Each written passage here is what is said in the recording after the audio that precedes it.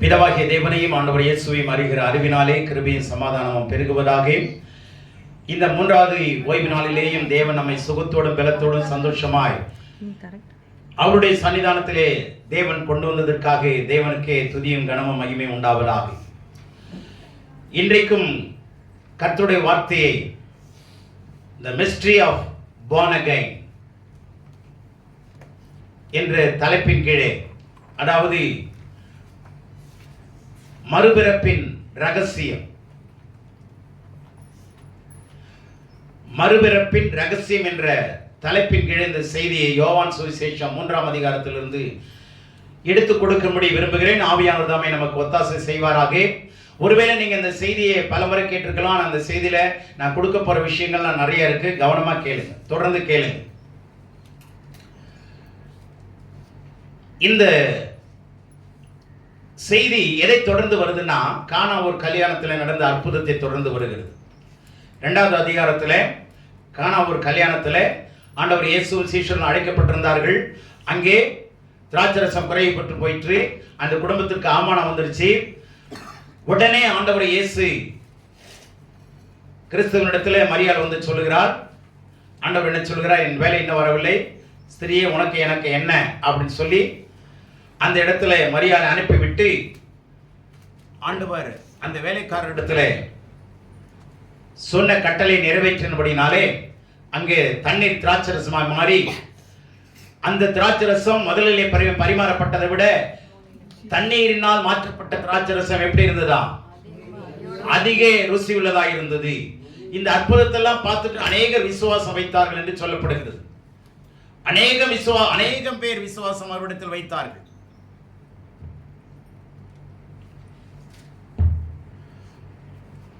பிறகு அதை தொடர்ந்து பஸ்கா பண்டிகை வருகிறது. அவர் செய்த அற்புதங்கள் அநேகர் கண்டு அவருடைய நாமத்தில் விசுவாசம் வைத்தார்கள் மறுபடியும். பிறகு தொடர்ந்து இந்த 3ஆம் அதிகாரத்தில் நிக்கோதேமு என்கிறதான ஒரு மனுஷனை ஆண்டவர் கண்டு அவரோடு கூட கருத்து பரிமாற்றம் செய்கிறார்.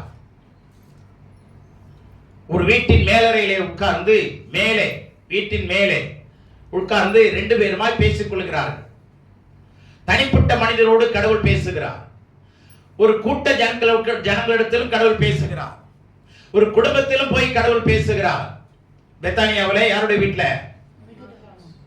லாசருடைய வீட்டில் மார்த்தாள் மரியாதை உட்கார வச்சு ஒரு குடும்பத்திலே உட்கார்ந்து 2 பேருக்கும் ஆண்டவர் பேசுறார். ஒருத்தர்கிட்டையும் பேசுறார். பாருங்க,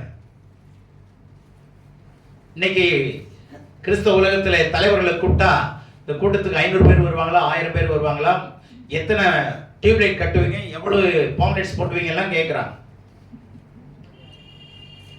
கொடுமையான விவகாரமா இருக்கு. ஆனா ஆண்டவர் இயேசு இந்த ஒரு மனுஷனை உட்கார வச்சு அவரு போதனை செய்கிறார். இந்த நிக்கோதேமு யாருன்னு சொன்னா, இவன் ஒரு போதகன். இஸ்ரவேலிலே இவன் ஒரு யூதன், இவன் ஒரு போதகன். அடுத்தது இவன் ஒரு பரிசேயன். அடுத்ததாக சனகரிப் சங்கத்தில் முக்கியமான அங்கத்தினர்.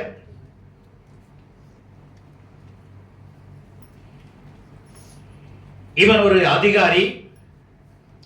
இப்படி பல இடங்கள்ல நல்ல பொறுப்பை உடையவன். அது மாத்திரமல்ல, he was a man of high moral character. நல்ல குணங்கள் நிறைந்த, நற்குணங்கள் நிறைந்த ஒரு மனிதன், நல்ல சுபாவம் உள்ள மனிதன். மற்ற பரிசேயனை போல இவன் இல்லை. அநேக பரிசேயர்கள் மாயக்காரர்களாக இருந்தார்கள். ஆனா இவன் அப்படி அல்ல, ஒழுக்கம் உள்ளவன், அறத்தை கடைபிடிக்கிறவன், ஒரு பரிசேயன், ஒரு போதகன், ஒரு அதிகாரி. இவ்வளவு நிலைமையில இருக்கிறவன் அவனை உட்கார வச்சு ஆண்டவர் பேசுறாருங்க. ராத்திரியிலே இந்த போதகன் ஆண்டவரிடத்தில் வந்து கேட்கிறான், ஆண்டவரை சந்திச்சு கேட்கிறான். அப்ப 2 பேரும் அங்க பேசுற உரையாடல் தான். அப்ப சொல்லும்போது 2ஆம் வசனம் சொல்லுகிறது, படிங்க. அவன் தற்காலத்திலே இயேசுவினிடத்தில் வந்து, ரபி, நீ தேவனிடத்திலிருந்து வந்த போதகர் என்று அறிந்திருக்கிறோம். அவன் ராக்காலத்திலே இயேசுவினிடத்தில் வந்து, ரபி, நீர் தேவனிடத்திலிருந்து வந்த போதகர் என்று அறிந்திருக்கிறோம்.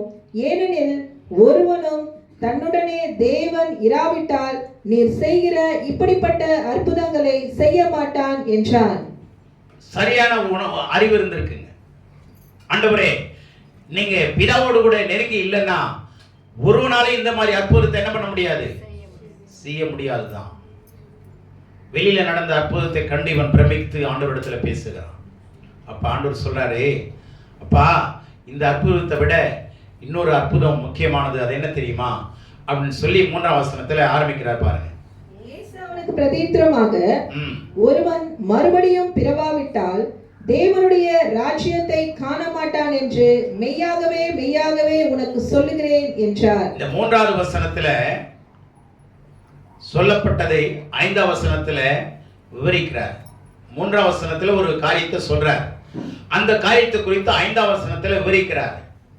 விவரிக்கும் பொழுது மெய்யாகவே மெய்யாகவே என்கிற வார்த்தை 2 முறை வருகிறது.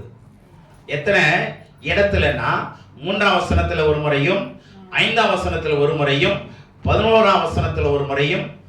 மெய்யாகவே மெய்யாகவே என்று சொன்னால் எங்கெல்லாம் ஆண்டவர் இது அழுத்தம் திருத்தமாக 2 முறை சொல்லுகிறாரோ அங்கே மிகப்பெரிய அர்த்தம் இருக்கிறது, மிகப்பெரிய அனுபவம் இருக்கிறது, மிகப்பெரிய ரகசியம் இருக்கிறது என்று கண்டுகொள்ள வேண்டும்.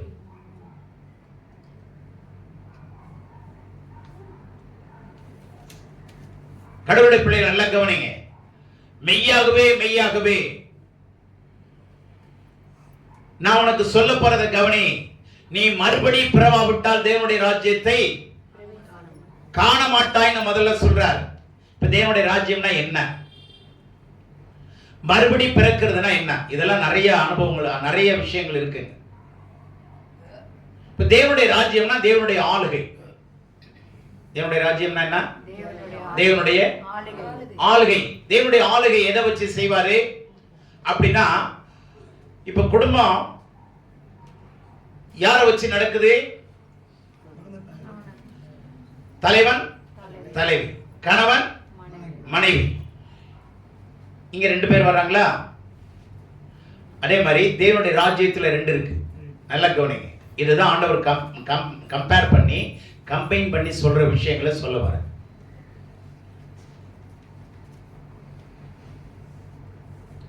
இப்போ ஆண்டவர் இயேசு சொல்றாரு, மறுபடி பிறக்கணும்பா. பிறந்தீங்கன்னா எங்க வரும், எதை காண்ப, என்னுடைய ஆளுகையை. என்னுடைய ராஜ்யம்னா ஆளுகை. சரியா? அது உதாரணமா உங்களுக்கு தெரியும், நான் ஏற்கனவே சொன்னேன். உங்க வீட்டுல யார் ராஜ்யம்னு கேட்பாங்க. உங்க வீட்டுல யார் ராஜ்யம், அது முன்னாடியே சொன்னேன். சில வீடுகள்ல மனைவி ராஜ்யம், சில வீடுகள்ல புருஷ ராஜ்யம். இந்த ராஜ்யம் இருந்துகிட்டே தான் இருக்கு. எங்க மாத்தி மாத்தி இருந்துட்டு இருக்கு. ஆனா ஆண்டவர் சொல்றாரு, கடவுளுடைய ராஜ்யத்தை நீ காண்பாய். அல்லேலூயா. கடவுளுடைய ராஜ்யத்தை நீ காண முடியும், கடவுளுடைய ராஜ்யத்தை நீ பார்க்க முடியும்ன்றார். சரிங்களா? இப்ப ஆளுகைன்னு சொன்ன அதுல 2 என்னங்கிறத நான் சொல்றேன். இப்ப மறுபடி பிறக்கிறதுனா என்ன,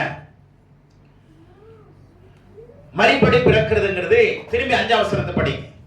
இயேசு பிரதியுத்தரமாக மறுபடி சொல்றாரு, ஒருவன் ஜனத்தினாலும் ஆவியினாலும் பிறவாவிட்டால் தேவனுடைய ராஜ்யத்தில் பிரவேசிக்க மாட்டான் என்று மெய்யாகவே மெய்யாகவே உனக்கு சொல்லுகிறேன். ஒன்று, நீ மறுபடி பிறந்தா தேவனுடைய ராஜ்யத்தை பார்ப்பாய், காண்பாய். என்னது காண்பாய்? என் வார்த்தைப்படி நடக்குமோ நடக்காதோ என்று நீ என்ன பாய், காண்பாய். இதே இந்த பேரை இஸ்லாமியர்கள் வச்சிருக்கிறாங்க, காண்பாய். ஆனா நம்ம தாங்க வைக்கணும். ஆண்டவர் சொல்றாரு, மகளே நீ காண்பாய், மகனே நீ காண்பாய். நாம என்ன சொல்றோம், எங்களுக்கு ஒண்ணும் தெரியாது, நாங்க வெறும் பாயா இருக்கிறோம். பாய் கொடுக்கறத சாப்பிடுவோம். நாங்க பாயா இருந்து, ஆமா பாய் கொடுக்கறத சாப்பிடுவோம். அதுதான் நாம சொல்றோம். இல்லப்பா நீ காண்பாய்னு ஆண்டவர் சொல்றார். இப்ப 5ஆம் வசனத்துல நீ கண்டு அதிலே பிரவேசிப்பாய், அந்த ஆளுகைக்குள்ளே நீ வருவாய். புரிஞ்சுச்சா? கடவுளுடைய ஆளுகை. இப்ப கவனிங்க, கடவுளுடைய ஆளுகைன்னு சொல்லும்போது இன்னொன்னு பிசாசனுடைய ஆளுகை இருக்கு. பிசாசனுடைய ராஜ்யம், kingdom of God and kingdom of Satan. ரெண்டு பக்கமும் நல்லா கவனிங்க. ஒரு பக்கம் பிசாசனுடைய ராஜ்யம் இந்த உலகத்தில் ஆளுதான். பிசாசனுடைய ராஜ்யம் இருக்கு, ஆளுகை இருக்கா? சபைக்குள்ள யாருடைய ஆளுகை இருக்கு? சபைக்குள்ள தேவனுடைய ஆளுகை. சபையை தாண்டி பிசாசனுடைய ஆளுகை. அந்த பிசாசனுடைய ஆளுகை நிறைந்த இந்த உலகத்துல நம்ம குடும்பமா குட்டி குட்டி தேவனுடைய ராஜ்யமா வீட நம்ம சபை, அதாவது வீட்டு குடும்பத்தை நடத்துறோம். நம்ம இங்க இருந்து வெளியே போயிடுறோம், குட்டி குட்டி குடும்பமா போயிடுறோமா இல்லையா? அப்ப எங்க போறோம்? பிசாசு ஆளுகை செய்யற உலகத்துக்குள்ள நம்ம குடும்பம் போகுது. அங்க போயும் இந்த ஆளுகை அங்க இருக்கணும். கடவுளுடைய ஆளுகை, அந்த ஆளுகை இங்கேயே விட்டுட்டு அங்க போனோம்னா அவனுடைய ஆளுகைக்குள்ள போயிடக்கூடாது. புரிஞ்சுச்சா? சபைக்குள்ள எல்லாரும் ஒண்ணா வரோம், பாட்டு பாடுறோம், அது ஒரு மாதிரி ஒரே பிரசன்னத்துக்குள்ள ஒடியாந்துடுறோம். சரி, எல்லாரும் பாடுறாங்க, எல்லாரும் ஆராதிக்கிறாங்க, நம்மளும் கை தட்டுவோம், நம்மளும் கூட சேர்ந்து பாடுவோம். இந்த ஒரு கட்டுப்பாட்டுக்குள்ள ஒடியாந்து வந்துடுறோமா? இதை விட்டு வீட்டுக்கு போனோன்னே இங்க இருக்கிற ஒரு அனுபவம் அங்க இல்ல. அப்போ அங்க குடும்பம் இல்ல, நம்ம குடும்பத்துக்குள்ள இதே பிரசன்னம் அங்கே இருக்கணும், இதே கடவுளுடைய ஆளுகை அங்கே இருக்கணும். ஏன்னா அங்க உலகம் முழுவதும் பிசாசனுடைய ஆளுகை நிரம்பி இருக்கு. அப்ப அவன் என்ன பண்ணுவான்? நம்ம குடும்பத்துக்குள்ள வந்து பிரச்சனைகளை கொடுக்க பார்ப்பான். புரியுச்சா? பிரச்சனையே கொடுக்கிறது யாருதான்? பாப்பான். பிரச்சனையை கொடுக்க பாப்பான்னு சொல்றேன், வேற ஒண்ணும் இல்லை. பிசாசு பாப்பான், பிரச்சனையை கொடுக்க பாப்பான். அதனால அங்கேயும் கடவுளுடைய ஆளுகை நம்ம என்ன பண்ணணும்? நம்ம கட்டாயப்படுத்தி என்ன பண்ணிக்கணும்? ஆண்டவருடைய ஆளுகைக்குள்ள இருக்க பார்க்கணும், முயற்சிக்கணும். ஆண்டவருடைய பிரசன்னத்தை விட்டு ஆளுகை விட்டு பிரியறதுக்கு நிறைய சான்சஸ் இருக்கு. ஏன்னா எங்க சுத்தினாலும் எதுதான் இருக்கு? பிசாசுடைய ஆளுகை. அதனாலதான் கவனமாயிருங்கள்னு சொல்லுது. அப்ப இங்கிருந்து பிரிஞ்சு தனித்தனி குடும்பமா நீங்க போன உடனே அங்க பிசாசின் ஆளுகைக்கு நடுவுல நம்ம குடும்பம் எங்கேயோ ஒரு குட்டி குடும்பமா அங்கங்க இருக்கிறோம். அப்ப சுத்தி பிசாசுடைய ஆளுகை இருக்கு. அதுக்கு நடுவுல நம்ம என்ன பண்ண? நம்ம விளக்கு எரியாம பாத்துக்கணும். ஏமாந்தா டபுக்கிட்ட போன் ஊத்திட்டு போயிடறான் பிசாசு. லைட் என்ன ஆயிடுது? அணைஞ்சு போயிடுது. தடவிட்டு இருக்க வேண்டியதா இருக்கு. பாஸ்டர் வயிற்று வலி, பாஸ்டர் பிரச்சனை பாஸ்டர். உடனே அங்க இருந்து போகணும் இங்க. ஆனா இங்க வரக்கூடாது, கடவுள்கிட்ட போகணும். புரியுதா? உங்களுடைய எல்லா கம்யூனிகேஷன் யாரோட தான் எப்போதுமே இருக்கணும்? தேவனோடு இருக்கணும். ஆக ரெண்டு ராஜ்யம், ஒன்று தேவனுடைய ராஜ்யம், இன்னொன்று பிசாசனுடைய ஆளுகை. ராஜ்யம் வேணாம், தேவனுடைய ஆளுகை, இன்னொன்னு பிசாசனுடைய ஆளுகை. இப்ப இங்க வந்து தேவனுடைய பிரசன்னம் இருக்கு, ஈஸியா இருக்கிறோம், விடுதலோடு இருக்கிறோம். வெளியில போகும்போது நிறைய அழுத்தங்கள் வரும், பிரச்சனைகள் வரும். ஜனங்களால, குடும்பத்துல, சொந்தங்கள், பந்தங்கள், உறவினர்கள், யாரு வேணாலும் வந்து மோதலாம். அப்பவும் இந்த பிரசன்னத்தை, இந்த ஆளுகையை விடாம, ஆண்டவரே உம்முடைய ஆளுகை என் மேல் இருப்பதா, உம்முடைய ஆளுகை என் குடும்பத்தின் மேல் இருப்பதா, உம்முடைய ஆளுகை என் பிள்ளைகள் மேல் இருப்பதா, உம்முடைய இரத்தத்துக்குள்ள நாங்கள் பத்திரமா இருக்கிறோம். இப்படி நீங்க என்ன செய்துட்டே இருக்கணும்? ஆமா, துதிச்சுக்கிட்டே இருக்கணும், சொல்லிக்கிட்டே இருக்கணும், விடாம ஆண்டவருடைய பிரசன்னத்தை கட்டி காத்துக்கிட்டே இருக்கணும். கொஞ்சம் ஏமாந்தா என்ன ஆயிடும்? இப்ப பஸ்ல போயிட்டு இருக்கணும், ஏமாந்தா திடீர்னு என்ன ஆயிடும்? பஸ் காண போயிடுது, போர்ஸ் என்ன ஆகுது? காண போகுது. ஏன்? எங்க பார்த்தாலும் திருடுகிற கூட்டம் அல்லது பறிக்கிற கூட்டம் எங்க பார்த்தாலும் இருக்கு. அதன் நடுவுல அவங்கள நம்ம ஒண்ணும் பண்ண முடியாது. ஆனா நம்ம கவனமா இருக்கணும். நம்ம என்ன பண்ணலாம்? கவனமா இருக்க முடியுமா? முடியாதா? இதான் கடவுள் சொல்றாரு. எங்கு பார்த்தாலும் திருடர்கள் தான், எங்கு பார்த்தாலும் கொள்ளையர்கள் தான், எங்கு பார்த்தாலும் வஞ்சிக்கிறவர்கள் தான், எங்கு பார்த்தாலும் பிசாசனுடைய ஆளுகை. இது நடுவுல தேவ பிரசன்னத்தை காத்துக் கொள்ளும்படி தேவன் நம்மை எதிர்பார்த்து கொண்டிருக்கிறார். யோவான் காலம் முதல் பல பரலோக ராஜ்யம் பலவந்தம் பண்ணப்படுகிறது. இப்ப நான் 2 ராஜ்யம் சொன்னேன், தேவனுடைய ராஜ்யம், பிசாசனுடைய ராஜ்யம். இதை தாண்டி மேலே பரலோக ராஜ்யம், அங்கதான் தேவன் இருக்கிறார், அங்கதான் தேவன் இருக்கிறார், அது பரலோக ராஜ்யம். சரி, இப்ப நான் சுருக்கமா சொல்றேன். இந்த தேவனுடைய ராஜ்யத்துல 2 இருக்குன்னு சொன்னேன். தேவனுடைய ராஜ்யத்துல 2, குடும்பத்துல 2. யார் யாரு? கணவன் மனைவி.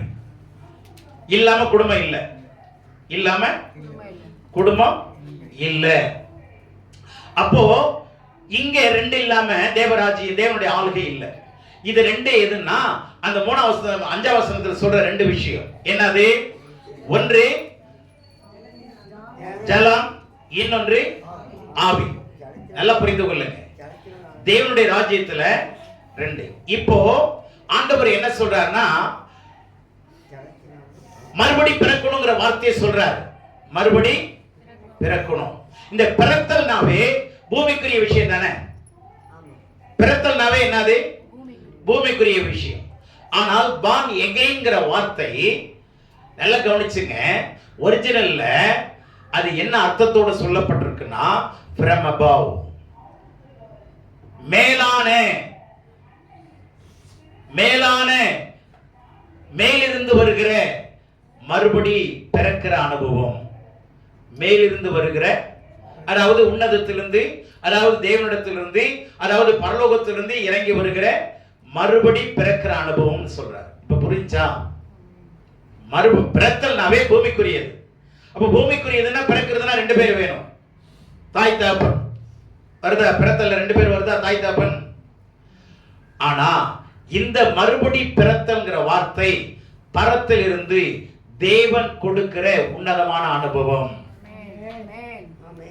எப்படி ஒரு குழந்தை தாயின் வயிற்றிலிருந்து பிறக்குதோ அதே மாதிரி நாம பரத்திலிருந்து பரத்தினுடைய தேவனால் இந்த ஜலத்தினாலும் ஆவியினாலும் பிறக்க வேண்டும். எப்படி ஒரு குழந்தை கணவன் மனைவினால பிறக்குதோ அதே மாதிரி ஒரு மனுஷன் ஒரு மனுஷி எதனால பிறக்கணும்? ஜலத்தினாலும். அப்படி பிறக்கும் பொழுது அவங்க அந்த தேவனுடைய ஆளுகையை பார்க்க முடியும், தேவனுடைய ஆளுகைக்குள்ள வர முடியும். இப்ப பிறந்த குழந்தை தாய் தகப்பனை பார்க்க முடியுதா? முடியுது இல்ல? பார்க்க முடியுது. முதல்ல பார்க்கும், தெரியாது யார் என்னன்னு தெரியாது, பார்க்கும்ல. அதுக்கப்புறம் அறியுது இல்ல, அதுக்கப்புறம் வளருது இல்ல. அதே மாதிரி அவர் சொல்லும் போது நிக்கோதேம் என்ன நினைச்சுக்கிட்டான்? பூமிக்குரிய பிறப்பை பத்தி சொல்றாருன்னு புரிஞ்சுக்கிட்டான். மறுபடி பிறக்கிறதுனா அப்போ இவ்வளவு பெரிய அதிகாரி, இவ்வளவு பெரிய பரிசேயனாவது நியாயப்பிரமாணத்தை கற்று தேர்ந்தவன், சனகரிப் சங்கத்துல யூதருடைய சங்கம், அது ஒரு கோர்ட் மாதிரி, அது ஒரு கவர்மெண்ட் மாதிரி. சனகரிப் சங்கங்கிறது ஒரு கவர்மெண்ட். எது? யூதனுக்கான கவர்மெண்ட், மிகப்பெரிய சட்டம் நிறைந்த கவர்மெண்ட். அதுக்கு அதனுடைய தலைவர் தான் பிரதான ஆசாரி. அந்த கவர்மெண்ட்டுக்குள்ள சீக்கிரம் யாரும் உள்ள நுழைய முடியாது. அதுக்கான சட்ட திட்டங்கள் இருக்கு. அதுல ஒரு மெம்பருங்க, 70 பேர்ல ஒரு மெம்பர் யாரு? ஆமா, நிக்கோதேம். அப்ப எவ்வளவு விவரமான ஆளா இருக்கணும். ஆனா இந்த மனுஷன், ஆண்டவர் சொல்றாரு, கவனிங்க. ஆண்டவர் என்ன சொல்றாருன்னா மறுபடி பிறக்கணும்னா புரியலன்னு வச்சுங்க, என்ன சொல்லியிருக்கணும்? ஆண்டவரே என்ன சொல்ல வரீங்க, எனக்கு புரியலன்னு ஈஸியா சொல்லியிருக்கணுமா இல்லையா? இதுக்கு தேவையில்லாம நான் எப்படி ஆண்டவர் மறுபடியும் அம்மா வயிற்றுக்குள்ள நான் நுழைஞ்சு எப்படி வெளியே வரும்? இந்த ஆளை என்ன பண்ணலான்னு கொஞ்சம் யோசிங்க. சின்ன வயசா தெரியல ஆண்டவரேன்னு சொல்லியிருக்கணும். எசேக்கியலுக்கு இருக்கிற அறிவு கூட அதுல இல்லை. எசேக்கியல்கிட்ட ஆண்டவர் கேட்கிறாரு, ஆண்டவர் எப்பா இந்த எலும்புகள் உயிர் அடையுமான்னு கேட்கிறாரு. உலர்ந்த எலும்புகள் உயிர் அடையுமான்னு கேட்கிறாரு. அவர் ரொம்ப புத்திசாலித்தனமா, எதுக்குடா வம்பு வாயை கொடுத்து நம்ம புண்ணாக்க கூடாதுன்னு சொல்லி, அது உமக்கே தெரியும்.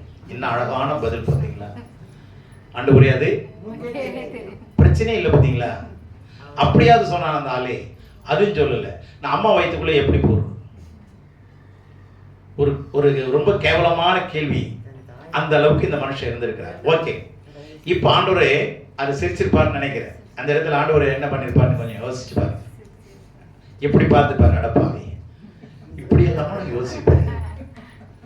நான் ஒன்னு சொன்னா ஒன்னு புரியலன்னு சொல்லி கேளுறாப்பா, இந்த வயசுலயே இப்படி ஒரு கேள்வியான்னு சொல்லி சிரிச்சிருப்பாரு. இது எப்படி ஆகும்ன்றான் பாருங்க 9ஆம் வசனத்துல, இவைகள் எப்படி ஆகும். இத முதல்ல கேட்டிருக்கணும். இந்த கேள்வியை 3 பேர் கேட்டாங்க.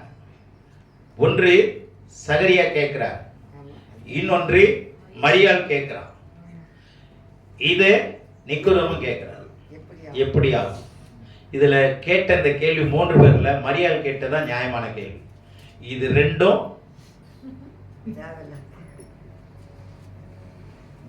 சகரியாவும் ஒரு ஆசாரி, அவனுடைய மனைவி எலிசபெத். ஐயா நிக்கோதேமும் ஒரு பரிசேயன் அல்லது ஒரு போதகன், குடும்பஸ்தன். குடும்பஸ்தன் கேட்க வேண்டாத கேள்வியை குடும்பஸ்தன் கேட்கிறான். குடும்பம் நடத்தாத சகோதரி அவ கரெக்டா கேட்கிறான்.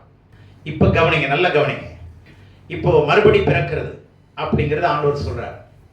இப்ப எப்படின்னா, இவன் சரீர பிரகாரமான பிறப்பை எடுத்துக்கிட்டான். ஆனா ஆண்டவர் என்ன சொல்றாருன்னா, born again அப்படின்னா super natural spiritual birth from அபவ்னு அர்த்தம். Super natural spiritual birth from above, பரத்திலிருந்து வருகிற இயற்கைக்கு அப்பாற்பட்ட விதத்துல ஆவிக்குரிய வாழ்க்கையில இந்த ஒரு பிறப்பு. ஆவிக்குரிய வாழ்க்கை இருக்க, ஆவியின் வாழ்க்கை, ஆவியின் உலகத்துல. நான் சொல்றேன், ஆவியின் உலகத்துல நீ என்ன நினைக்கிற? உலக பிரகாரமா நினைக்கிற, சரீரப்படி நினைக்கிற, அப்படி இல்லப்பா. இயற்கைக்கு அப்பாற்பட்ட ஆவியின் உலகத்துல பிறக்கிறதான ஒரு அனுபவம். இது பரத்திலிருந்து வருகிற தேவன் கொடுக்கிற உன்னதமான ஒரு மாற்றம். ஆமென். இத ரொம்ப ஆழமான வார்த்தைங்க இது. born again அப்படின்னா இந்து மதம் என்ன சொல்லுதுன்னா, நீ தலையில பிறக்கலன்னு வச்சுக்க, தலையில பிறக்கிறவன் தான் மேல் ஜாதி. உங்களுக்கு யாருன்னு தெரியும். மற்றதெல்லாம் சொல்ல வரல. எல்லாத்துலயும் நெஞ்சில பிறந்தவன், தோல்ல பிறந்தவன், தொடையில பிறந்தவன் எல்லாம் சொல்றாங்க.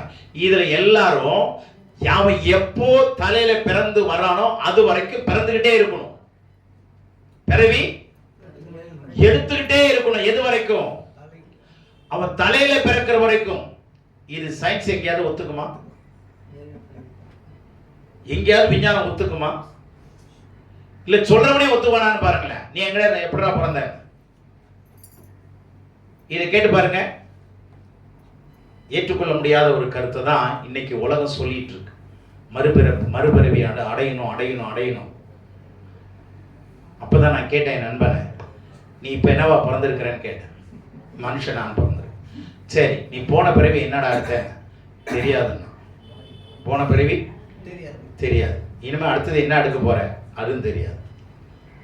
இருக்கிறதுல தெரியுது, போனதுல தெரியல. அப்படின்னா வரப்போறது எப்படா தெரியும்னு கேட்டேன். இப்ப நம்ம எங்க இருந்தோம்? போன அதாவது இதுக்கு முன்னாடி எங்க இருந்தோம்? பிறக்கிறதுக்கு முன்னாடி சொல்ல முடியுமா? முடியாதா? எங்கம்மா இருந்தீங்க? யோசிக்கிறான்.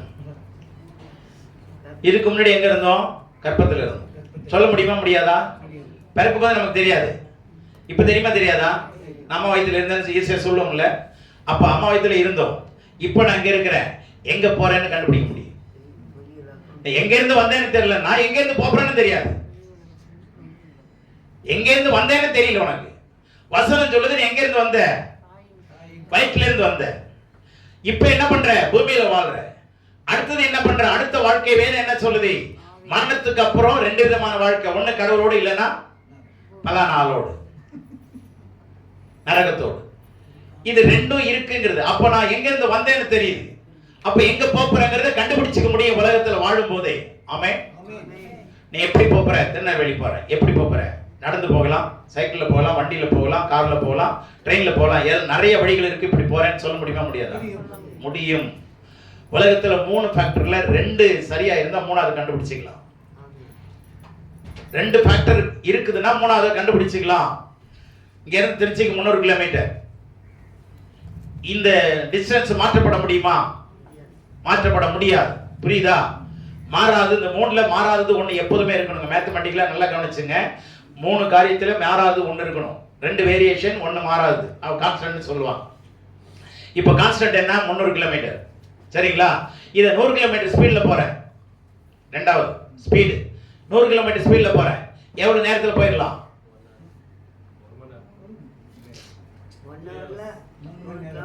300 கிலோமீட்டர் 100 கிலோமீட்டர் ஸ்பீட்ல போனா 3 மணி நேரத்துல போயிடலாம். சரியா? கண்டுபிடிக்க முடியுதா இல்லையா? சரியா? இப்ப 70 கிலோமீட்டர் ஸ்பீடு போறேன். அப்போ 3.5 மணி நேரத்துக்கு மாறிடுதா? இப்ப ஸ்பீடு மாறினா டைம் மாறுதா? டிஸ்டன்ஸ் மாறாது. அப்போ 3ல ஏதாவது ஒண்ணு கான்ஸ்டன்ட்னா 2 கண்டுபிடிச்சிக்கலாம்ல? முடியுமா முடியாதா? அப்போ ஒண்ணு எனக்கு தெரிஞ்சிருச்சு, அம்மா வயித்துல இருந்தேன். இப்போ எனக்கு தெரிஞ்சிருச்சு. 3ஆவது கண்டுபிடிங்க வேதத்தின் மூலம். கடவுள் கண்டுபிடிக்கிறதுக்கான வழிவகைகளை உலகத்துல வச்சிருக்கிறாரு. ஞானம் உள்ளவன் கண்டுபிடிப்பான். ஞானம் உள்ளவன் கண்டுபிடிக்க முடியும். அதுக்கு தான் கடவுள் நிறைய வழிகளை வச்சிருக்கிறார். வேதம் என்பது கடவுளை பார்க்கிற கண்ணாடி. அதே சமயத்துல நாம லட்சணம் என்ன இருக்குதுன்னு நம்மளே கண்டுபிடிச்சிக்கலாம். இந்த கண்ணாடி 2 பேரை காட்டும். ஒண்ணு, இந்த கண்ணாடி முன்னாடி நிக்கிற ஆள் எப்படிப்பட்டவன்னு காட்டும். அடுத்தது அந்த பக்கம் அடுத்த கரையும் காட்டும். எங்க போறோங்கிறதையும் காட்டும், அல்லது யாரை பத்தி கடவுளை பத்தி நமக்கு காட்டும். புரிஞ்சுச்சா? இந்த கண்ணாடி டூயல் பர்ஸ்பெக்டிவ், 2 விதமான கண்ணோட்டம். ஒண்ணு நம்மளை காட்டும், இன்னொன்னு கடவுளை காட்டும். நாம எந்த லட்சணத்துல இருக்கிறோம்? கண்ணாடிக்கு முன்னாடி பார்க்கறது எதை பார்க்கிறோம்? நம்முடைய அழகப்பா. நல்லா இருக்கா? சரியா இருக்கா? எல்லாம் சரியா இருக்கா? மோகன் நல்லா இருக்கா? புருவம் நல்லா இருக்குதா? எல்லாம் உத்து பார்ப்பாங்க. ரைட்? இதெல்லாம் பார்க்கறது கண்ணாடி. ஆனா அதுக்கு பின்னாடி ஒண்ணும் தெரியாதுல்ல. ஆனா இந்த கண்ணாடியை பார்த்தீங்கன்னா 2ம் தெரியும். கடவுளும் தெரிவாரு, நம்மளையும் தெரியும். அதனாலதான் ஒரு மனுஷன் சொல்றாரு, மார்க் ட்வைன்றவரு, வேதத்தை படிக்கும் போது எனக்கு இருக்கிற பிரச்சனை என்னன்னா, நான் பண்ற தப்பை இது காட்டுது, அதுதான் எனக்கு பிரச்சனையாகுதுன்ற. நான் பண்ற தப்பை எனக்கு சொல்லி காட்டுது, உறுத்துது. இது படிக்கும் போதெல்லாம் எனக்கு உறுத்துகிற விஷயமா இருக்கிறது. அடுத்தது நான் எவ்வளவு படிக்கிறேங்கிறது இல்ல, என்ன படிச்சேன் அதுல கீழ்ப்படியில அப்படிங்கறத எனக்கு பெரிய உறுத்துதலா இருக்கு. இது உயிரோட்டம் உள்ள புத்தகம் என்று சொல்லுகிறார். வேற புத்தகம் கைத்தட்டி இருக்கணும். நேரம் உலகத்துல ஒரே ஒரு புத்தகம் இருந்தா அது உயிரோட்டம் உள்ள புத்தகம் எதுதான்? அதனாலதான் சொல்லுது, உயிரை கையில வச்சுக்கிட்டு நீங்க உயிர் இல்லாதவர் போல சுத்திக்கிட்டு வரீங்களே, என்ன நியாயம்? உயிரில தேவனுடைய உயிருங்கிறது, தேவனுடைய உயிரை கையில வச்சுக்கிட்டு ஆண்டவர் எவ்வளவு கனிவா இந்த மனுஷனோடு சொல்றாரு, மகனே நீ மறுபடி பிறக்கணும்பா. அப்படின்னா என்ன அர்த்தம் தெரியுமா? என்னுடைய வார்த்தை, என்னுடைய ஆவி உனக்கு நியாயப்பிரமாணம் தெரியுதுதான், ஆனா என் வார்த்தையில இருக்கிற ஜீவன் இல்லை, என் வார்த்தையில இருக்கிற மகிமை உனக்கு தெரியல. அப்ப என்ன சொல்ல வர்றாருன்னா, நமக்கு நல்ல கவனிங்க, மனிதன் முப்பரிமாணம் உள்ளவன். ஆவி, ஆத்மா, சரீரம். ஆவிதான் ஜீவன், ஆத்மா தான் நம்முடைய அறிவு உணர்வு தீர்மானிக்கிறதெல்லாம் ஆத்மா தான். இப்ப இந்த சரீரம், இது 3ல ஆண்டவருக்கு பிரியமானது எதுன்னா நம்முடைய சரீரம் இல்லை, நம்முடைய ஆத்மா தான். ஆண்டவருடைய நோக்கமே நம்ம மேல எதுதான் பார்ப்பார்? நம்மள ஏன் ஆத்மாவை பார்க்கணும்? நம்முடைய தெய்வத்துக்கு நம்முடைய ஆவி, ஆத்மா, சரீரம் இருந்தாலும் அவருக்கு முக்கியம் அவர் பொண்ணு மேலதான். இப்ப புரிஞ்சுச்சா? இந்த ஆத்மா தான் என்னங்க? கைதட்டுங்க. இந்த 3ல அவருக்கு பிரியமான ஒரு ஆளு ரகசியமா மறைஞ்சிருக்கிறான்.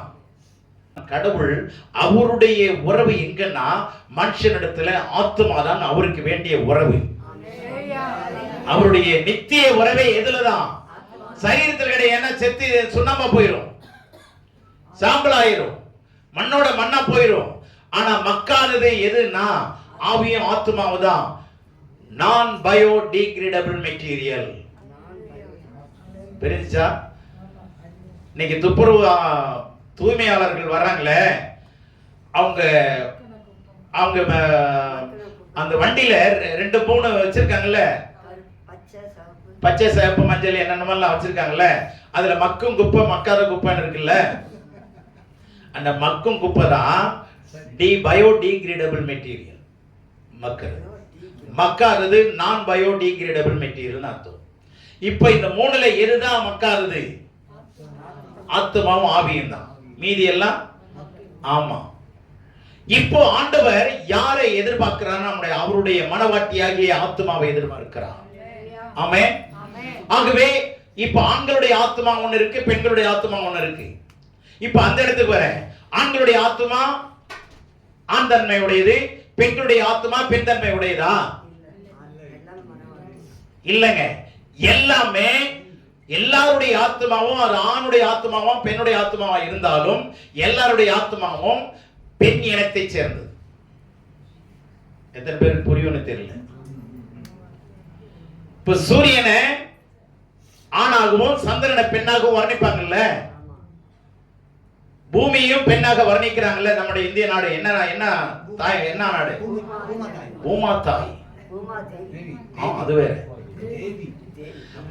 அப்ப நல்ல கவனிங்க, ஃபெமினின் ஜெண்டர், மாஸ்குலின் ஜெண்டர்னு 2 பிரிக்கிறாங்க. ஆண் பால் பெண் பால். அப்போ நம்முடைய ஆத்மா எல்லாருடைய ஆத்மாவும் பெண்பால் இனத்தை சேர்ந்தது. எத்தனை பேருக்கு புரிஞ்சது? ஆணுடைய ஆத்மா ஆண் இல்ல, ஆணுடைய ஆத்மாவும் பெண்மைக்குரியது. ஏன்னா அது தேவனுடையது. அல்லேலூயா. ஆகவே இந்த ஆத்மாவை குறித்து அவர் சொல்றாரு, உன்னுடைய ஆத்மா ரீபான் ஆகணும், born again ஆகணும். உன்னுடைய சரீரம் ஞானஸ்நானம் எடுக்கிறதுனால இல்ல. நல்ல கவனிங்க, இங்க ஜீவனை பத்தி சொல்றாரு. பிறந்தோடனே ஜீவன் வந்தாவதா? பிள்ளைங்களுக்கு பிறந்தோடனே கத்துதா? உயிர் இருக்குது. அப்போ ஞானஸ்தானத்துக்கு இந்த வசனத்தை கொண்டு வருவாங்க. ஜலத்தினால் உடனே எங்கதான் வரும்? நம்ம ஆளுங்களுக்கு ஞானஸ்தானம். ஆனா ஞானஸ்தானம் எதுக்குன்னா சாவை பத்தி தான் சொல்ல. அடக்கம் பண்றதுதான் ஞானஸ்தானம். தண்ணிக்குள்ள அடக்கம் பண்றதுதான் ஞானஸ்தானம். அப்புறம் எப்படி இது ஞானஸ்தானத்துக்கு வழி நடத்தும்? ஞானங்கிறது இந்த ஜலம்ங்கிறது கடவுளுடைய வார்த்தை. ஜலம்ங்கிறது ஏன்னா ஆதியாகமம் 1:2ல ஜலத்தின் மேலே ஆவியானவர் அசைவாடினார். சங்கீதம் 29ல திரளான தண்ணீர் மேலே கர்த்தர் வீற்றிருக்கிறார். அப்படின்னா தண்ணி மேல வீட்டு ஏரிக்கு போலாமா? தண்ணி மேல கடவுள் வீட்டு இருக்கிறார். திரளான தண்ணி மேல மெரினா பீச்சுக்கு போயிடலாமா? திரளான தண்ணி மேல உட்கார்ந்து அடே ஐயோ கடவுளே கூப்பிடலாமா? ஜலம் என்பது தேவன் பேசின வார்த்தை மேல ஆவியானவர் அசைவாட அவர் கட்டளையிட்டது உருவானது. அவர் வார்த்தை மேல ஆவியானவர் என்ன செய்து கொண்டிருக்கிறார்? அசைவாடி கொண்டிருக்கிறார். அல்லேலூயா. ஒரு வார்த்தை மேல தேவன் என்ன பண்றாரு? அசைவாடி கொண்டிருக்கிறார். எப்படி ஒரு முட்டைய கோழி என்ன செய்து அடைய காத்து எத்தனை என்ன நடக்குது? அந்த சூடு உள்ளே ஜீவனை உருவாக்குது. புரிஞ்சுச்சா? அந்த சூடு என்ன ஆகுது? உள்ளுக்குள்ள ஒரு ஜீவனை உருவாக்குகிறது. அப்போ கடவுளுடைய வார்த்தையில் இருக்கிற வல்லமை ஆவியானவர் 2 இருக்குல்ல, வசனமும் ஆவியும் ஆவியானவரும். சரிதான்? வசனம் ஜலம்ங்கிறது என்னது? வார்த்தை வசனம். இந்த பக்கம் ஆவியானவர். அந்த வசனத்தின் மேல அசைவாட உள்ளே ஜீவன் உருவாகிறது. எது உள்ளே? உங்களுக்குள்ளே இருக்கிற மாம்ச ஜீவன், அந்த உயிர் இருக்க, அதை விட கிறிஸ்துவனுடைய ஜீவன் உண்டாகிறது. அல்லேலூயா. அப்போ கிறிஸ்துவனுடைய ஜீவன் உண்டாகி நீங்க உங்களை மாதிரி வாழாம நீங்க என்ன மாதிரி வாழணும்னா ஜலத்தினாலும் நீங்க பிறக்கணும், வசனத்தினாலேயும் பிறக்கணும், ஆவியானவராலேயும் பிறக்கணும். ரட்சிக்கப்பட்டவங்க சொல்றேன், நல்லா புரிஞ்சுங்க. நீங்க சர்ச்சுக்குள்ள வந்துட்டீங்க அப்படின்னா பெரிய மாற்றம் இல்ல. வசனத்தினால பிறக்கணும். எதனால பிறக்கணும்? இப்ப நீங்க தெலுங்கு ஏரியாவுக்கு போயிட்டீங்க, ஆந்திராவுக்கு போயிட்டீங்க. நீங்க போயிட்டு இது என்னன்னு கேட்டா என்ன கேட்பான்? ஏமி. ஏமின்னா உனக்கு எனக்கு என்ன தெரியும்? இவனோட ஏமின்றான்னு நமக்கு தெரிஞ்சவங்களுக்கு சொல்லலாம், தெரியலன்னா அவனுக்கு பதில் கிடையாது. அப்ப அங்க போய் எதை கத்துக்கணும்? தெலுங்கு மாதிரி நீங்க பேசணும், தெலுங்கு மாதிரி பேசணும், தெலுங்குக்கார மாதிரி.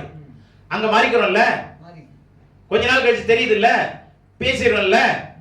அது மாதிரி இங்க வந்தோடனே வசனத்தை கத்துக்கிட்டு வசனமாவே பேசணும். ஆனா வசனத்தை கத்துக்கிட்டு நான் விசனமா இருப்பேன் பிரதர். கர்த்தர் மேல் பாரத்தை வைத்து விடு, கலங்கி தவிக்கின்றேன், அவரே என்னை ஆதரிப்பார், யார் எனக்கு உதவி செய்வார். இப்படியே புலம்பிட்டு இருக்கிறோம். நல்ல கவனிங்க. ஆண்டவர் உலகம் வேறங்க, நம்ம உலகம் வேற. அப்படின்னா உங்க மனசு புதுசா மாறணுங்கிறாரு. இப்ப புரியுதா? உங்களுடைய மனசு ஆத்மா இருக்க, இந்த ஆத்மாங்கிறது என்னன்னா அறிவு, நீங்க அறிஞ்சிருக்கிறது, தெரிஞ்சிருக்கிறது, அனுபவிச்சிருக்கிறது, கற்றுக்கொள்றது, பார்க்கிறது, கேட்கறது, சண்டை போடுறது, நீங்க கோபம் வந்துச்சுன்னா கெட்ட கோபம் வந்துடுறது. அது என்ன கோபம்?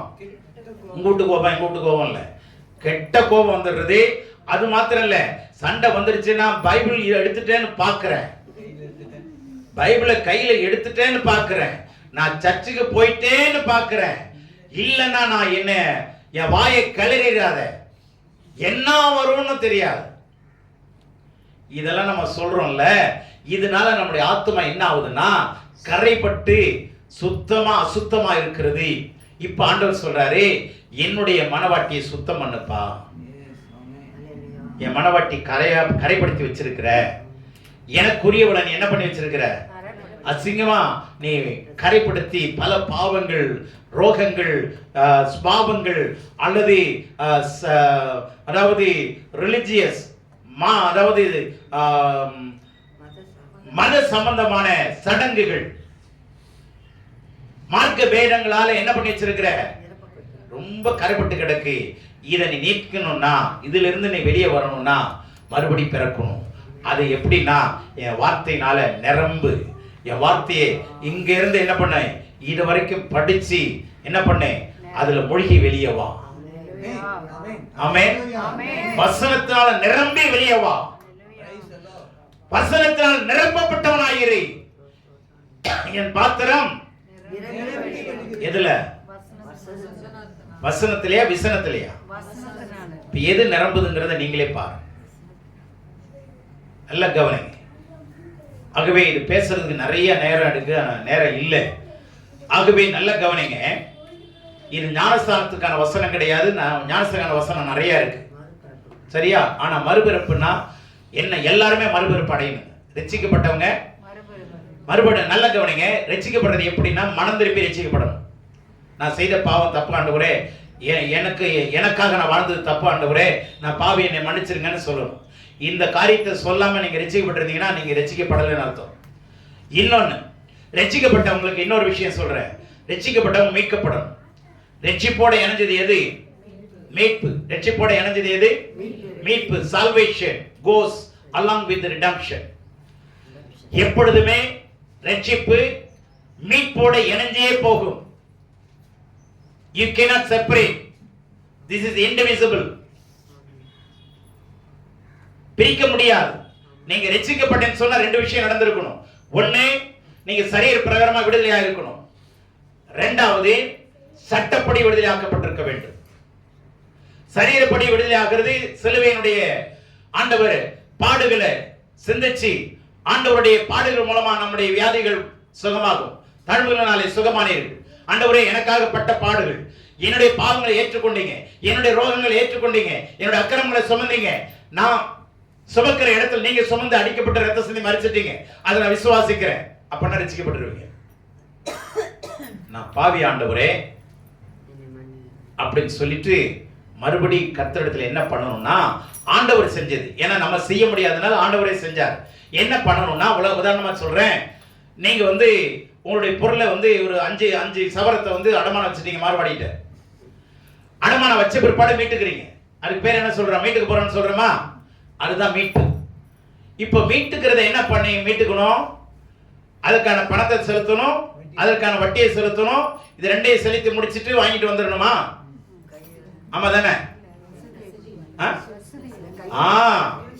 அந்த ரசீதியில கேன்சல் பண்ணணும். இதுதான் கொலோசியர்ல ஆண்டவர் அவனுடைய கையெழுத்தை குலைத்துன்னு இருக்கு. 2ஆம் அதிகாரத்துல அவனுடைய கையெழுத்தை, நமக்கு எதிரடியா இருந்த கையெழுத்தை என்ன பண்ணாரு? குலைத்து. அது 2:14 நினைக்கிறேன். குலைத்து கையெழுத்து என்ன பண்ணாரு? கேன்சல் பண்ணாரு. அப்ப சட்ட ரீதியா நம்மை விடுவித்து இருக்கிறார். நீங்க பொருளையும் காசையும் கொடுத்துட்டு வட்டியும் கொடுத்துட்டு பொருளை வாங்கிட்டு வந்துட்டீங்கன்னா, அந்த பில்லை வாங்கலன்னா மறுபடியும் கேஸ் போட்டு உங்களை உள்ள மறுபடியும் அடமானகாரன் மாத்திடுவான். சான்ஸ் இருக்கா இல்லையா? அதனாலதான் ஆண்டவர் என்ன பண்ணாரு? நம்ம மாறுபடி யாரு? நம்ம மாறுபடி பிசாசு தான். அவங்கிட்ட நம்ம என்ன பண்ணி இருந்தோம்? பாவத்தில் இருந்தோம். எபேசியர் 2:1 சொல்லபடி பாவத்தினால அக்கிரமத்தால் செத்து கிடந்தோம். நம்மளை சாவடிச்சு வச்சிருந்தான், அனுமானப்படுத்தி வச்சிருந்தான். இப்ப அவருடைய சிலுவை பாடுகளால நம்ம தூக்கிட்டாரு. தூக்கிட்டு அவரோட எழுப்பி உன்னதங்களை உட்கார வச்சுட்டாரு. எப்படின்னா சட்டப்படி. அவன் போட்ட கையெழுத்தெல்லாம் குலைச்சிட்டு அவனுடைய எல்லா சட்டங்களையும் திட்டங்களையும் முறிச்சு ஒன்றுமில்லாமல் ஆக்கி அவனை வந்து வெறுமையா அலங்கோலமாக்கி அவனை நிர்வாணமாக்கி ஓட விட்டுட்டு நம்மள அவருடைய மகிமையினாலே நிரப்பி நிர்வாணமாயிருந்தோம். அவருடைய மகிமையினால நம்மை முடிசூட்டி நம்மளை கொண்டு வந்து சட்டப்படி மீட்டு இருக்கிறார். எத்தனை பேரை சந்தோஷப்படுறீங்க? அப்ப மீட்கப்படுதல்ல என்ன முக்கியமான விஷயம்னா, சரீரத்துல நம்ம ரட்சிக்கப்படுறது வந்து பாவத்திலிருந்து விடுதலை, மீட்கப்படுறது பாவ மன்னிப்பின் நிச்சயம். மீட்கப்படும் பொழுது என்ன நடக்குதுன்னா, பாவ மன்னிப்பினுடைய நிச்சயம். அதாவது 2 விஷயமா சொல்றேன். ஒண்ணு, நீங்க ஏத்துக்கிட்டது இயேசுவே ரட்சகரா என்ன பண்றது ஒரு விஷயம் இருக்கா. இப்ப நீங்க வரீங்க எங்க வீட்டுல, ஒரு குழந்தையா நான் ஏத்துக்கணும் அப்படின்னா நீங்க என்னையே ஒரு தகப்பனை ஏத்துக்கலாம் ஒண்ணு. ஆனா நான் ஏத்துக்கணுமா இல்லையா? ஏத்துக்கணுமா இல்லையா? நீங்க கடவுளை ஏத்துக்கலாம், ஆனா கடவுளை ஏத்துக்கிட்டாருன்னு உங்களுக்கு எப்படி தெரியும்? புரிஞ்சா நான் பேசுனது? இயேசுவை ஏத்துக்கிட்டங்க, இயேசுவை ஏத்துக்கிட்டங்கன்னு சொன்னா நீங்க அப்படியே நிறைய பேர் அப்படியே இருப்பாங்க, எந்த வளர்ச்சியும் இருக்காது. என்னன்னா இயேசு இவங்களை ஏத்துக்கிட்டாங்கன்னு நிச்சயம் அவங்களுக்கு இருக்காது. எத்தனை பேர் உங்களுக்கு நான் கேட்கிறேன், இயேசு என்னை ஏற்றுக்கொண்டிருக்கிறாங்க நிச்சயம் எனக்கு இருக்குன்னு எத்தனை பேர் சொல்லுவீங்க நீங்க? அந்த நிச்சயம் இல்லைன்னா நீங்க என்ன ரட்சிக்கப்படலைன்னு அர்த்தம். அப்படின்னா நீங்க வாங்க, நான் தனியா சொல்லித்தரேன், அதுக்கான வழிகளை சொல்லித்தரேன். புரிஞ்சா? நான் சொன்னது புரிஞ்சுதா? நீங்க ஏத்துக்கலாம் கடவுளை. நிறைய பேர் தான் கடவுள் சொல்றாங்க, இயேசு நல்லவர்னு சொல்றாங்களா இல்லையா? இயேசு நல்லவருங்க. ஆனா நானும் இயேசுவை ஏத்துக்கிட்டேங்கன்னு சொல்லுவாங்க, நானும் அவரையும் கும்பிடுறேங்கன்னு சொல்லுவாங்க. ஆனா அவரை ஏத்துக்கணுமே அவங்கள. அப்படின்னா சட்டங்கள் இருக்கு, திட்டங்கள் இருக்கு, நிபந்தனைகள் இருக்கு. அதுபடி வந்தாலும் அவரை ஏத்துக்குவாரு. அதுல ஒன்றுதான் பாவ மன்னிப்பு நிச்சயத்தை கடவுள் உங்களுக்கு உள்ளத்துல கொடுப்பார். அது ரோமர்ல சொல்றாரு, ஆவியானவர் உங்க உள்ளத்துல சாட்சி கொடுப்பார். நீங்க ரட்சிக்கப்பட்டீங்கன்னா ஆவியானவர் சாட்சி கொடுக்கணும். இல்லையா? ஆகவே இந்த இடத்துல ஆண்டவர் 3 ரோல் எடுக்கிறாருங்க. எது? இந்த அதிகாரத்துல ஒண்ணு வந்து ஆண்டவர் வந்து என்ன ரோல் எடுக்கிறாருன்னா, போதகரா, அதாவது டீச்சரா. 2வது மணவாளனா. 3வது விட்னஸ், சாட்சியா. 3 ரோல் எடுக்கிறார் ஆண்டவர் இயேசு. ஒன்று போதிக்கிற ஆளுக்கு போதகனா வெளிப்படுறார். நீ போதகனா இருந்து நீ மறுபடி பிறந்தேன்னா நான் மணவாளனா உனக்கு தெரிவேன்றார். 2வது மணவாளனா சொல்றார். 3வது சாட்சியா இருக்கிறார். இப்ப புரிஞ்சா? ஆழமான செய்திங்க. எத்தனை பேர் எனக்கு திருப்பி பதில் கொடுக்குறீங்கிறத பார்க்கலாம். திருப்பி பதில் செய்றீங்களான்னு பார்க்கலாம். நான் பார்க்கவே மாட்டேங்க. இதுதாங்க எனக்கு சாட்சிங்க. இதான் சாட்சி. நான் பார்க்கவே மாட்டேன், நான் திருப்பி உங்களுக்கு சொல்லவும் மாட்டேன். நான் வந்து மனசுலயே வச்சுக்குவோங்க, சைலண்ட் லிசனர். இந்த சைலண்ட் லிசனர்ஸ் எல்லாம் சைலண்ட் கில்லர்ஸ். நான் கவனிச்சு பார்த்துருக்கிறேன் நிறைய. நான் 20 வருஷமா டீச்சிங்ல இருக்கேன், 15 வருஷத்துக்கு மேல டீச்சிங்ல இருக்கேன். இந்தியாவில் இமயமலை வரைக்கும் போய் டீச் பண்ணிட்டு வரேன். அந்த டீச்சிங்ல கவனமா பார்க்கறதுலேயே எனக்கு தெரிஞ்சிடும், இவங்க கவனிக்கிறாங்க, இவங்க வளருவாங்க, தெளிவா எனக்கு தெரியும். அதனால ஆண்டவர் டீச்சரா வெளிப்படுறாரு, மணவாளனா வெளிப்படுறாரு, சாட்சியா வெளிப்படுறாரு. உங்களுக்கு சாட்சியா அவர் இருப்பார். இவன் என்னுடைய தாசன் சொல்லுவார். ஆகவே நேரம் அதிகமாவது, இதை விட அதிகமாக இன்னும் அதிகமாக பேச முடியல. ஒரு உலக பிரகாரமான பிரசவத்துக்கு வலி இருக்கா இல்லையா? வலி இல்லாம பெருகுறோமா? பேசுங்க. பிரசவ வேதனை இருக்கா? பிரசவ வேதனை எடுத்துங்க. அதே மாதிரி நீங்க மறுபடி பிறக்கணும்னா பிரசவ வேதனைப்பட வேண்டும். கலாத்தியர் 4:19 வீட்டுல படிச்சு பார்த்தேன். 1 கொரிந்தியர் 4ஆம் அதிகாரம் 15ஆம் வசனத்துல வீட்டுல படிச்சு பார்த்தேன். 1 கொரிந்தியர் 4:15, கலாத்தியர் 4:19. இதை பத்தி எல்லாம் விவரிக்க எனக்கு நேரம் இல்லை. ஏன்னா இதுக்கு மேல நீங்க கேட்க மாட்டீங்க, எனக்கு தெரியும். ஏன்னா 30 நிமிஷத்துக்கு மேல போனாவே உங்களுக்கு தெளிவா, நீங்க எல்லாம் என்னை விட புத்திசாலிங்க. முதல்ல எவ்வளவு நேரம் பேசியிருக்கிறாரு தட்டி பார்த்துட்டு தான் உள்ளே போவீங்க. அதெல்லாம் எனக்கு தெரியும். இவர் எவ்வளவு நேரம் பேசியிருக்கிறாரு அல்ல எவ்வளவு நேரம் அறுத்திருக்கிறாரா பாடுறா அப்படிமா பார்த்தோன்னே 45 நிமிஷமா? அடே அப்பா, 45 நிமிஷமா? 10 நிமிஷம் பார்க்கலாம், 15 நிமிஷம் பார்க்கலாம். என்னுடைய பிள்ளைகள் எல்லாம் கவனிங்க. மறுபடி பிறக்கணும், உங்களுடைய ஆன்மா மறுபடி பிறக்கணும். இது வசனத்துக்கு ஏற்ற மாதிரி. நான் சொன்னது புரிஞ்சா? மறுபடி பிறக்கிறது என்ன? கடவுளுடைய விருப்பத்துக்கு ஏற்ற மாதிரி நம்முடைய உள்ள மாறணும். ரோமர் 12:2 வீட்டில் படிச்சு பார்த்துங்க. உங்களுடைய மனம் புதிதாகிறதுனாலே அவருடைய சித்தம் என்னதுன்னு, அவர் பிரியம் என்னதென்று அறியும்படி, நன்மை என்னதென்று அறியும்படி உங்க மனசு என்னாகணும்? புதிதாகணும். soul must be renewed. உங்களுடைய ஆத்மா புதுப்பிக்கப்படணும், உங்களுடைய மனசு புதுப்பிக்கப்படணும். ஆத்மாங்கிறது நான் மனசுன்னு சொல்றேன் புரியும்படியா. உங்க மனசு என்ன ஆகணும்? வசனத்தின்படி புதிதாக்கப்பட வேண்டும். நீங்க ரட்சிக்கப்பட்ட காலத்துல அதே மாதிரி இருக்கிறீங்கன்னா உங்க ஆத்மா சீரடையலைன்னு அர்த்தம், குணப்படலைன்னு அர்த்தம். இன்னொன்னு சுருக்கமா சொல்றேன், உங்க ஆத்மா குணப்படல அல்லது உங்களுடைய குணம் மாறலைன்னா, பழைய குணம் அப்படியே இருக்குங்க. நான்லாம் மாறவே மாட்டாங்க, அப்படியே இருப்பேங்கன்னு சொன்னீங்க.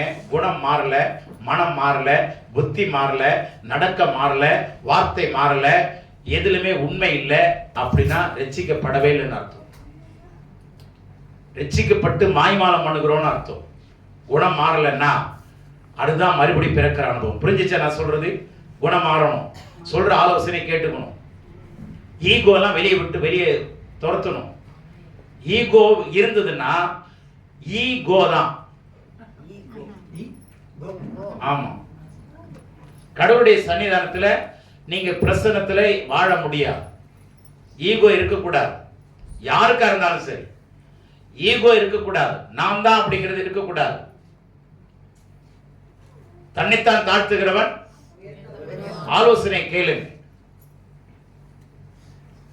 ஈகோ சென்டர்டா இருக்கக்கூடாது, கிரைஸ்ட் சென்டர்டா இருக்கும். அல்லேலூயா. வசன சென்டர்டா இருங்க. எங்க சுத்தினாலும் எங்க தான் வரணும்? அன்னைக்கு எங்க சுத்தினாலும் எருசலேமுக்கு வந்தாங்க, எருசலேமை மையமா வச்சாங்க. ஆண்டவர் பார்த்தார் புதிய ஏற்பாட்டுல, எருசலேமை மையமா வைக்காத, என்ன மையமா வச்சு வாழ. வசனத்தை மையமா வை, ஆவியானவர் மையமா வை. அப்போ ஒரு உன்னை மாற்றி அமைப்பார். கர்த்தர் தாமே உங்களை ஆசீர்வதிப்பாராக. ஆமென்.